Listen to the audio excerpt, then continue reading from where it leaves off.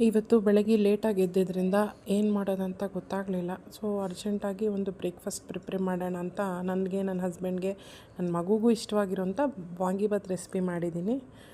So ಇದು home made powder ಆಗಿದೆ. ಯಾರಿಗಾದರೂ ಇಷ್ಟ ಇದ್ದರೆ ಕಮೆಂಟ್ ಮಾಡಿ ರೆಸಿಪಿ ಅಂತ. I will upload the recipes.